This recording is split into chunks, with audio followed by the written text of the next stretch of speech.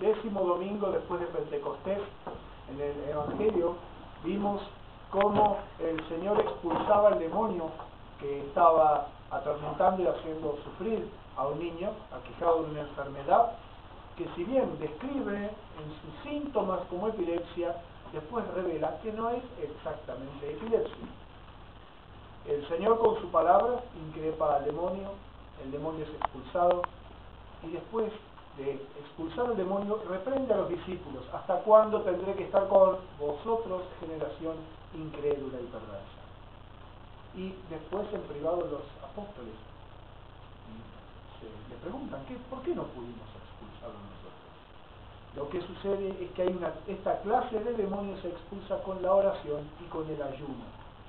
Oración y ayuno.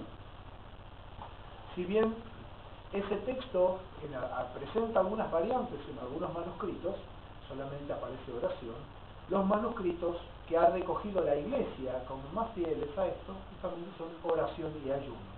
Por eso nosotros conservamos, si ustedes se fijan en las Biblias que normalmente están en uso, tienen esa parte corregida y a veces abajo dice, en algunos manuscritos aparece. La cuestión es que tradicionalmente la Iglesia, inspirada por el Espíritu Santo, ha elegido justamente esta versión, con la oración y con el ayuno. Porque el Espíritu Santo da experiencia de estas cosas que el Señor dice en el Evangelio. No son sencillamente letras muertas. Nosotros, los cristianos católicos, los cristianos que seguimos la fe verdadera, ortodoxa, los que seguimos la enseñanza de los apóstoles, los que tenemos todos estos dones de Dios, no descubrimos a Dios a partir de un libro, sino que es el Dios viviente que forma la Iglesia el que nos pone un libro donde encontrar su palabra. Es al revés. Los católicos no somos un club de lectores de la Biblia, ni nos dedicamos a traer versículos, sino que en las Escrituras, guiados por la Iglesia, encontramos la salud y la paz, como dice el Santo Evangelio, todo lo necesario para la salvación nuestra salvación. Ahora bien, en primer lugar, ayuno. Hay varias clases de ayuno. Hay un ayuno que es eclesial. En las iglesias bizantinas tenemos ayunos que vienen de la época de los apóstoles, que fueron algunos establecidos por ellos, otros por los inmediatos sucesores, y que después con el tiempo se fueron desarrollando. El más famoso de todos es la Gran Cuaresma. La Gran Cuaresma, que son, en nuestra tradición, la Cuaresma no es algo que está antes de la Pascua, sino antes de la Semana de Pasión, de toda la Semana Santa. Para nosotros la Cuaresma comienza con el lunes de pureza y termina con el viernes de la sexta semana. Ya el sábado de Lázaro, domingo de Ramos, esa es la Semana Santa o Semana de Pasión, ¿sí? La Semana de Pasión tiene otras características distintas de la Cuaresma.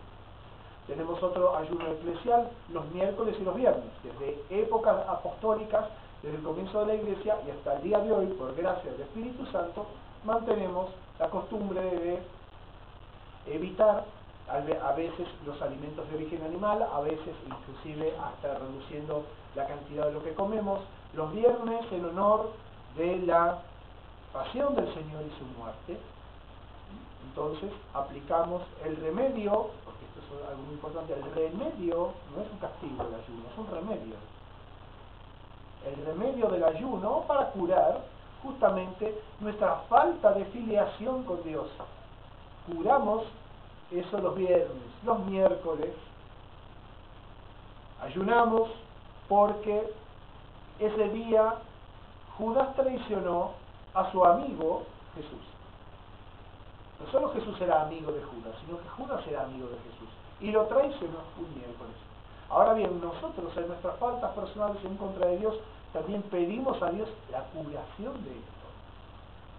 Los cristianos que tenemos la fe que hemos recibido de Dios, que es verdad, por eso decimos la fe verdadera, no porque consideremos que los demás se vayan a perder en el infierno, sino porque en verdad se hayan privados de participar de las enseñanzas de Dios que por gracia suya nosotros hemos conocido. Nosotros tenemos distintos momentos y en los cuales nos encontramos con Dios por distintos elementos. Los sacramentos son para nuestra curación. Y aquí tenemos que distinguir entre alivio y curación.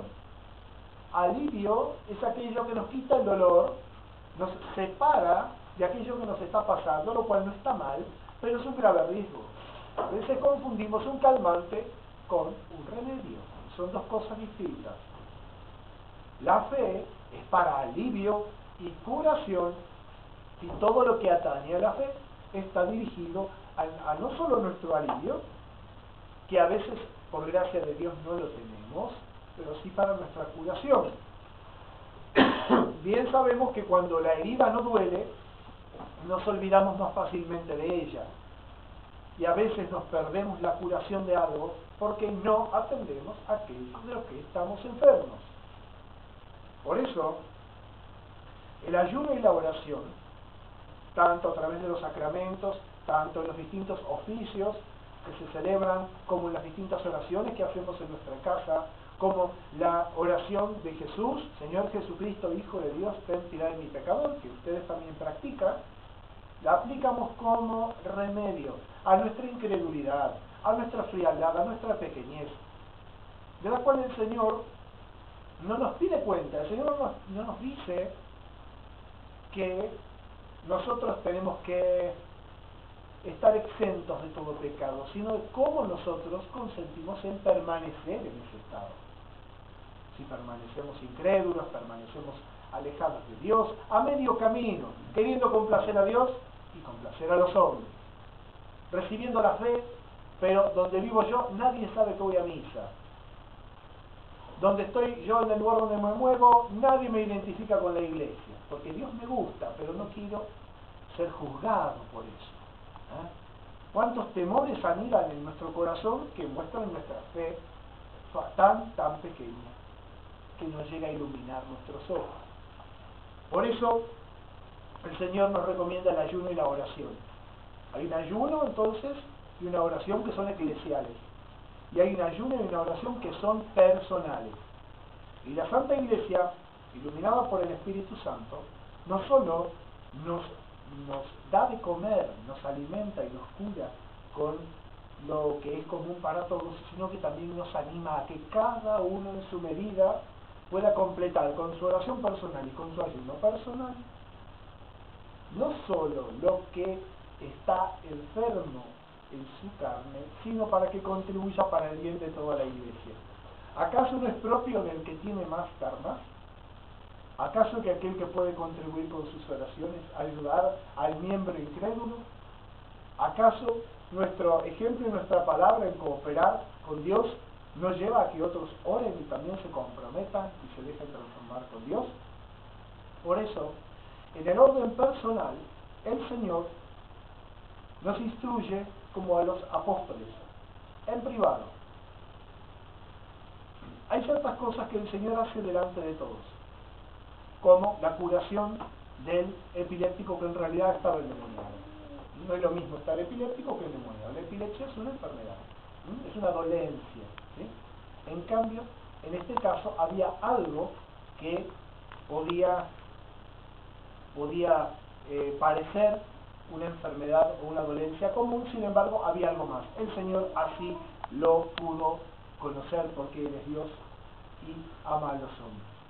Pero hay un punto más, está la parte personal, y esta parte personal se arregla con el Señor a solas y con el Padre Espiritual.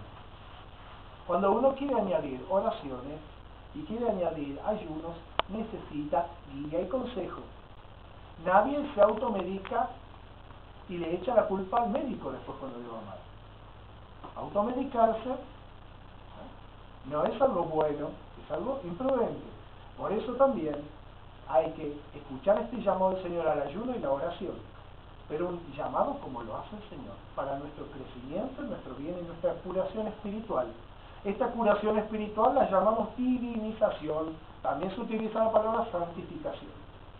Pero divinización es un término más poderoso y más comprometido, porque nos obliga a aclarar muchas cosas de la vida de la gracia. Muchas veces decimos divinización y hay personas que pueden confundirse con que En Oriente la iglesia que mantiene el ambiente propio original de la iglesia se pueden confundir de que hay ciertas doctrinas orientalistas, como las cercanas a la New Age, que son compatibles con nosotros. No, señor. Cuando nosotros hablamos de divinización, hablamos de ser transformados por la gracia santificante de Dios, por su presencia, y ser hechos hijos de Dios por participación. No hay en nosotros ningún principio de eso.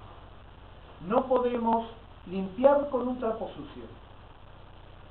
Y las fuerzas creadas de este mundo que se utilizan en esas técnicas están todas bajo la ambigua lucha ambivalente entre Dios y el diablo. Solamente podemos santificarnos con aquello que viene directamente de Dios y el Señor Jesucristo. Así lo establecido por los sacramentos, la oración y el ayuno. En último término, es fundamental reconocer esto. Hay males que tienen un origen espiritual y que aparentan ser enfermedades.